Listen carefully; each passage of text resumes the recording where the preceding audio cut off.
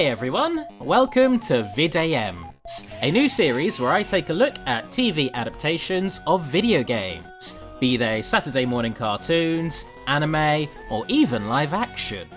And where better to start than with the first ever example of this, Hanna-Barbera's Pac-Man. Airing alongside Little Rascals, Richie Rich, and Rubik, the Amazing Cube. Okay. This show was released in 1983 and is based on the Pac-Man arcade series, which was at the height of its popularity in the early 80s. If you somehow don't know who Pac-Man is, Google it. And if you do, you should still Google it, because you get to play it on the Google logo. That's how iconic Pac-Man is. Okay, you done playing Google Pac-Man? Nice to have you back. Let's get right into it. Pac-Man, that's me! Well, that certainly is the core gameplay loop of Pac-Man right there. Sure, he's not bound to an endless looping, claustrophobic maze, but considering there's little to work with there, you can't really fault Will or Joe for that creative decision. On top of that, the first time I saw this clip, the irritating, pedantic nerd I keep buried deep within my psyche did go off on a whole spiel about how there are 5 ghosts here instead of 4. But I would have been wholly in the wrong for doing so. You have the 4 original ghosts, Inky, Blinky, Pinky and Clyde, and the lady alongside them is none other than Sue, Clyde's stand-in from Ms. Pac-Man. So far, a solid adaptation. Oh! I must have those power pellets! Go find me the power pellet forest! And now it's time for me to unleash the aforementioned nerd. Who the hell is this weird, bald uncle? Rhetorical question, I know who this is. It is the world's most generic Saturday morning cartoon villain, Mesmeron.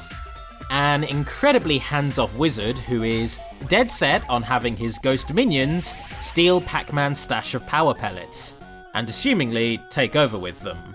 He exists solely to yell at the ghosts for failing to accost Pac-Man, in spite of the fact that a man of his size and stature could absolutely just go out himself and punt Pac-Man into the sky like a football.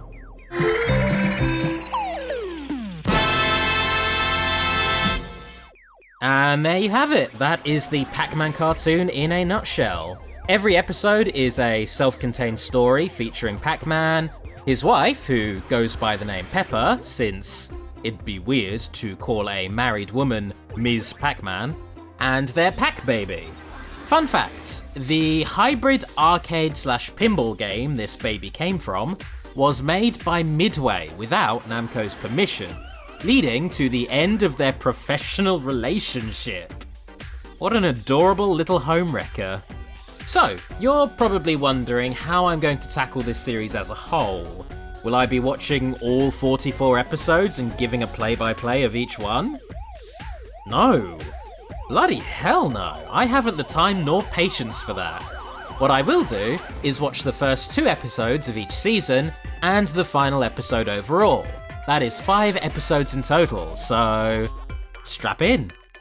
Season 1, Episode 1, Presidential Pac-nappers. Based on this title, I'm going to assume that Mesmeron's first plan is to take Ronald Reagan hostage.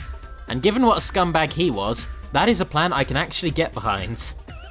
So, the episode begins with the show's formula playing out as you would expect. Pac-Man is being chased through Pacland by the ghosts, and after a short sequence, they have him cornered and ready to eat.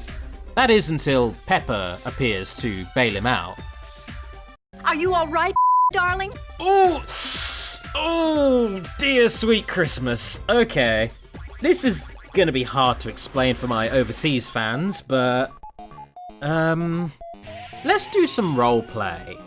You are Pepper Pac-Man. You love your husband and want to create a cutesy 2-syllable nickname for him. Roleplay over. New roleplay. You are a racist, white nationalist British skinhead in the late 60s who really wants to stick it to those Pakistani immigrants. You hate these people, and you insist on using a derisive, 2-syllable slur for them. Roleplay over. How's the feeling of deja vu treating you?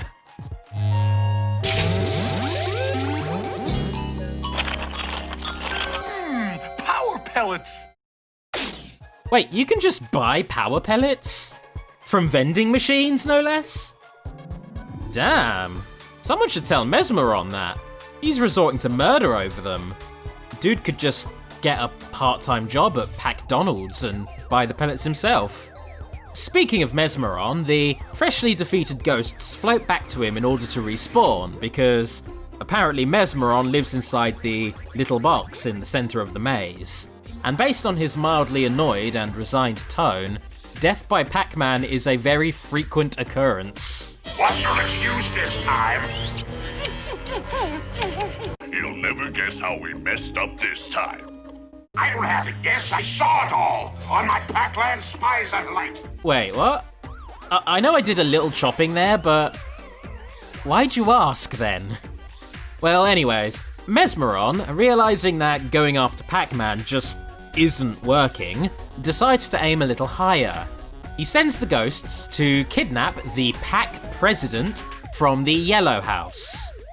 Not Ronnie Reagan, I'm sorry to say. After watching the ghosts broadcast a ransom video, Pac-Man appears to save the day. All right, you ghastly ghost monsters. You asked for it. It's Pac-Man. Get 'em, boys. There's something very funny to me about the idea of boldly announcing your presence and standing up to a group of villains, only to immediately run away from them. However, it does pay off when Pac-Man takes a page from Naked Snake's book and gives the ghosts the slip. Kept you waiting, huh? You're pretty good. You're pretty good. You're pretty good. Kept you waiting, huh? You're pretty good. Efforts to extract the president go a little bit pear-shaped, and in the end, Pac-Man is forced to reveal the location of the Power Pellet Forest. Mesmeron himself actually makes a personal appearance for this occasion, and oh, sweet Jesus, the size of this man! He's literally a giant! Why the hell does he need power pellets to take over? Now, get off! Get away from me! Oh, okay. I guess it's because he's a huge wimp who can't deal with a small mob of pack people eating his clothing. However, the alternative where the pack people here strip this angry uncle naked doesn't sound that appealing to me, so I guess I can't complain that much. In the end, Mesmeron and the ghosts are chased off and eaten respectively. Come on, darling. Let's go home. God, Pepper, please stop calling him that. Season 1, Episode 2, Picnic in Pacland. After dealing with a presidential hostage situation, I feel like a family picnic might be a little bit of a step back in terms of engaging narratives, but let's see how this plays out.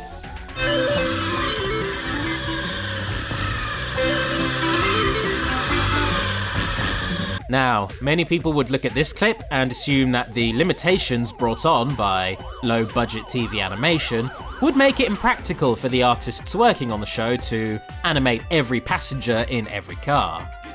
But those people are cowards. In actuality, this tree right here lies perfectly on what we would consider to be the edge of the screen in a normal game of Pac-Man. And while the cars are able to pass through, the characters are forced to stay within the world that has been created for them. And even if they do manage to escape by slipping out one side of the maze, what happens? They come right back in the other side. People think it's a happy game. It's not a happy game. It's a fucking nightmare world. And the worst thing is it's real, and we live in it. Anyways, the Pac family have driven to the park for a picnic. Pac-Man plays fetch with his dog Chomp Chomp, while Pepper barbecues power pellets. Okay, just putting this out there. This cat, Pac-Man's cat, Sourpuss, this little bastard is the best designed cartoon animal ever. I challenge you to find anything better than Sourpuss. You can't, and you won't. Sourpuss's sole purpose throughout this episode is to hurt Chomp Chomp, which always backfires disastrously. So, the ghosts, who themselves were out enjoying a picnic, catch wind of all this and decide it's time for some action. Then that means Pac-Man must be nearby! Yeah, and I know just how to spoil his picnic. Now, I assume this is a euphemism for killing Pac-Man, or at least I hope it is, otherwise the stakes in this episode are far, far lower than the previous episode would have led me to believe. It's a pack anthill, Ant Brain. You just pour a trail of honey to Pac-Man's picnic spot, and he'll be itching for the next 6 months. Okay, it's official. The stakes are low. I repeat, the stakes are low. As it turns out, this is more of a light comedy episode more than anything else. Yeah, I think that's not too backhanded a way of putting it. Pac-Man is just trying to enjoy his day off, while the ghosts are repeatedly trying and failing to ruin it. Same as the dog and the cat, if we're gonna draw parallels here. Pretending to be a shark gets the ghosts eaten by a shark. Trying to ambush Pac-Man by snagging his fishing line gets them eaten by a shark. And in line with the comedy rule of 3, disguising themselves as Pac-Man's kite gets them eaten by a shark. Wait, no, So yeah, that is episode 2 for ya. In the end, Pac-Man and his family go home, none the wiser that the ghosts were even hassling them in the first place. Yeah, we sure messed up their picnic, didn't we? You can say that again. Yeah, we sure messed up their picnic, didn't we? Shut up. I heard you the first time. It was around this point that I realised Blinky and Clyde have had their personalities swapped. In this show, Clyde, the orange one, is the aggressive, headstrong leader of the ghosts, whereas Blinky, the red one, is characterised as the awkward, clumsy dimwit. This is the polar opposite of how their AI works in the arcade games, and yes, all of the ghosts in Pac-Man have unique AI. I am a turbo nerd for even knowing this. So, checking out Season 2, the first thing I noticed was the new intro. In this one, Pac-Man is rescued by Super Pac-Man and Pac Jr. respectively. And if you're not sure who these two are, they are both protagonists from arcade games released around the same time this show started. Going back to a previous tangent, Super Pac-Man was the Namco-developed sequel to Pac-Man, and Pac Jr. was yet another unauthorized Midway venture that furthered the professional divide between the companies.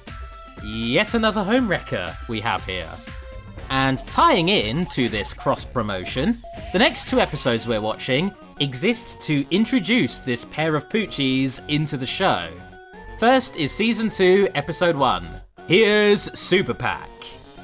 So, this episode starts with the ghosts driving a tank. No beating around the bush this time, these ghosts are at war. Okay, Blinky, let's load the guck hole. With what? Guck, what else? Nah, that's shit, I'm sorry. You can call it guck all you want, and I'm sure the censors love that, but that is quite clearly a bucket of shits. You are about to soil Pac-Man's car.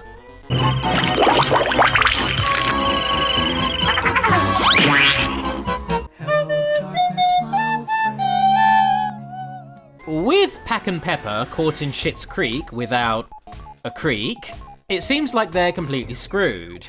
Until... Another perfect 3-point landing. 2 feet and my face. Oh boy, it's the late Lorenzo music. Here, he is playing a self-obsessed hero, and he's basically just doing his Garfield voice. Honestly, I am incredibly happy with this. Who in Pacland is that? It's Super-Pac!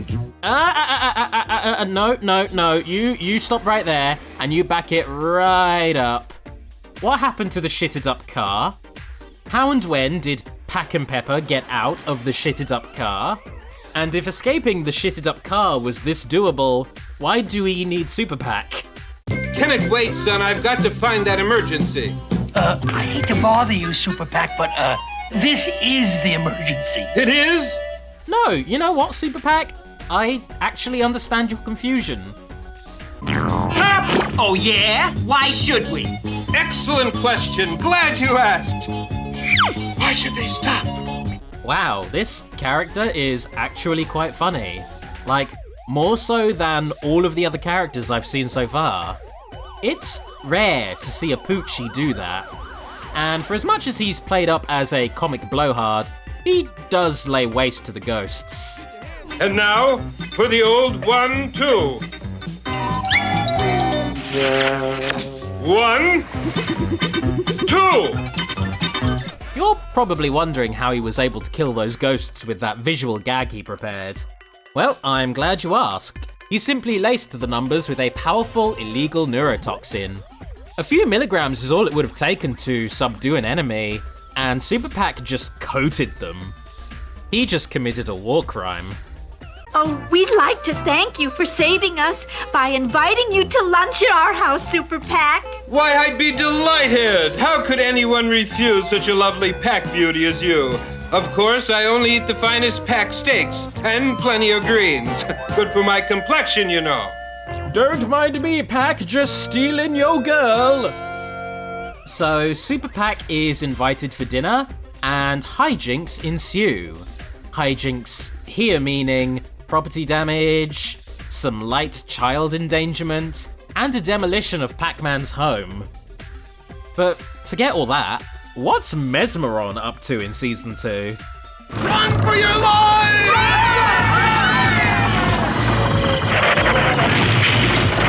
Oh boy, how's Super-Pac gonna beat this one? Oh. Yeah, in keeping with this arcade game, he can eat a super pellet and just wreck all of the shop. So, not really any different to how Pac-Man deals with most situations. Next, we have Season 2, Episode 2. Hey, it's PJ! Okay, I've been flinging around the term Poochie quite a bit, but just from this title alone, I get the looming feeling that PJ is going to be an outrageous dude who is totally in my face. Like, I'm actually placing bets on this.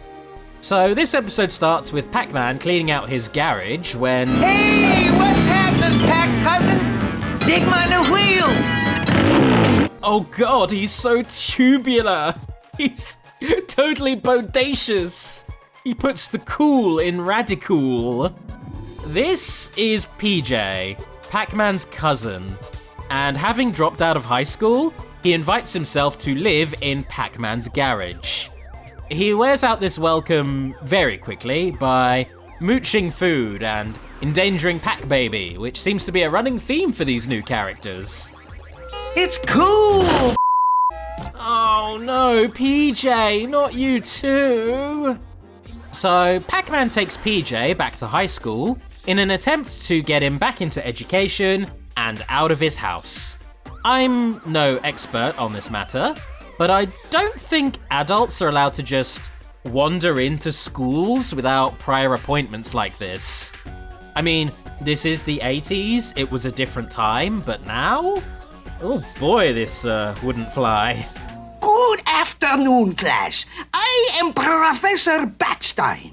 And for our first experiment, I will demonstrate the basic law of motion.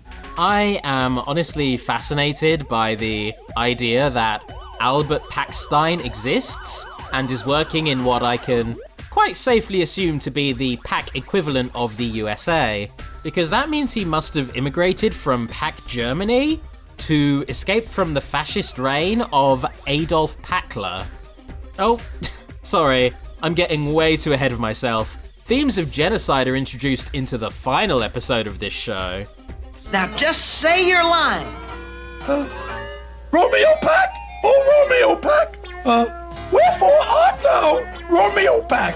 Do you remember when My Little Pony Friendship is Magic came out and took over the internet? Remember how its obsessive fans would refer to people as every pony and slip other such clumsy horse puns into everyday speech? Imagine that, but with Pac-Man. What is going on here?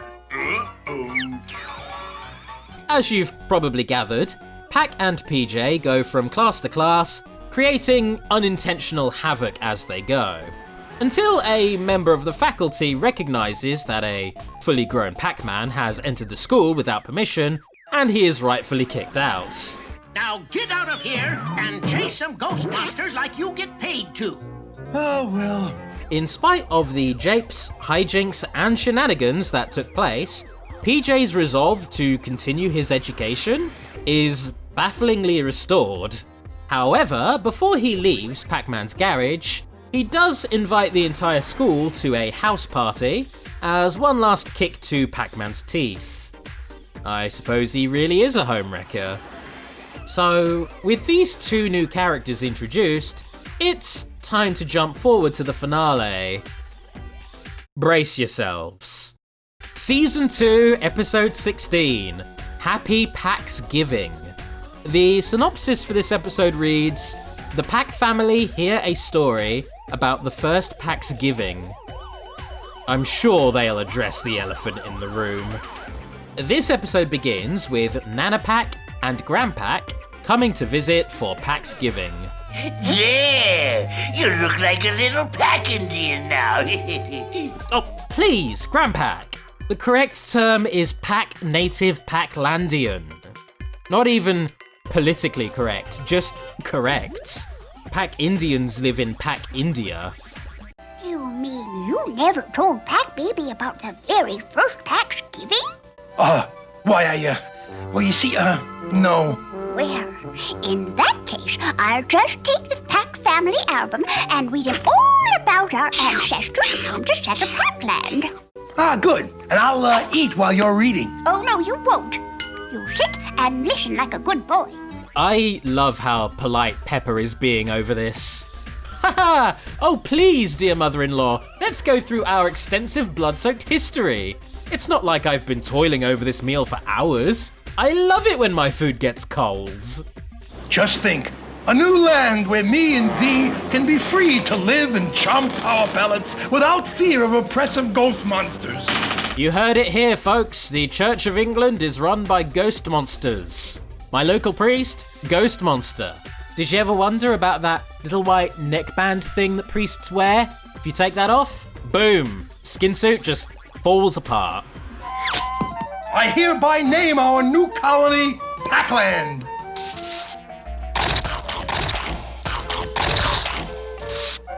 Ah, yes. Back in the day, you could just do that.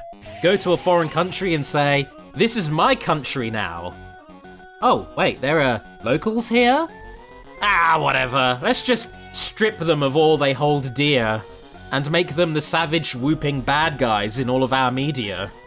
So, the Pac Pilgrims build themselves a home, and the absence of any or all natives gives me the impression that this is going to be even more of a revisionist fiction than it already was. That is until winter rolls around. Their new colony was already inhabited by a very ancient tribe. Oh my god! I swear, I had not watched ahead when I mentioned making the natives the bad guys earlier. They've made them ghost monsters! They've made them ghost monsters! Like, a bunch of British priests up in this teepee. Pac Pilgrims, we're gonna have some heavy chomping tonight. Oh boy! Just going in hard with this narrative, huh? Clearly they're the ones who started the conflict. The people who were invaded. You dress up like a turkey. I'm too tired to dress up like a turkey. You dress up like a turkey. I'm the boss. Inky'll dress up like a turkey. That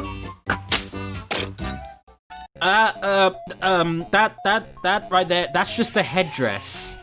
This is both culturally and logically incorrect. I'll huff, I'll puff, and I'll blow your cabin down. Ah, yeah, remember that from history when the Native Americans destroyed the Pilgrims' home? Do you remember that? Dear God, at this point, I kinda wish that they just omitted the native Paclandians from the story, because it would have been far less uncomfortable.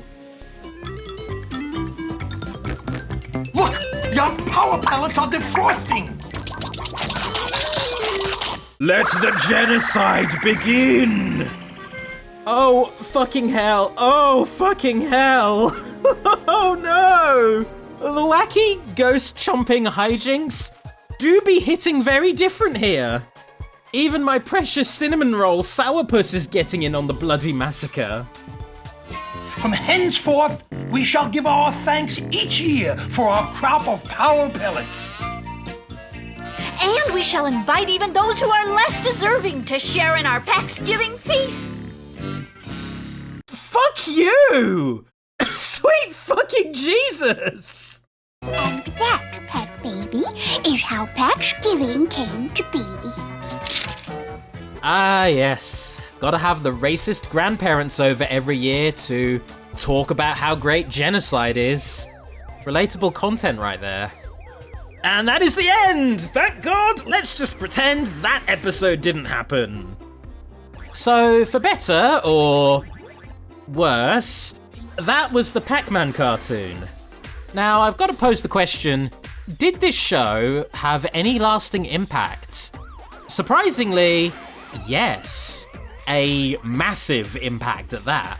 It directly inspired the creation of Pacland, the first Pac-Man platformer and a landmark game in its own rights. Have you ever wondered why you can't play the Pacland theme in Smash Ultimates? It's because Hanna-Barbera still own the rights to that obnoxiously catchy little ditty. Going even further, Miyamoto has gone on record in saying that Pacland was a huge source of inspiration for the original Super Mario Bros. So gaming, as we know it today, owes a lot to this very cheesy, very mediocre, and, in one case, very racist cartoon. And before you ask, no, I won't be covering the CGI Pac-Man cartoon for a while yet. I need a break from this omnivorous sphere. What I will do is leave the next episode in your hands. In the description, I have left a Twitter poll asking which series I should tackle next. One show for each decade. It'll only be up for a day or so do make sure to cast your votes. Cheers for watching, and I'll see you soon. Thank you very much to Dan Brown, James Cameron, Kasinzi, Lump of Foul Deformity, Quasistellar, Shenaldrak, Shameboy, and Pokepal for supporting me over on Patreon. On top of that, big thank you to Ilwip for my new avatar. I feel very cool looking like this.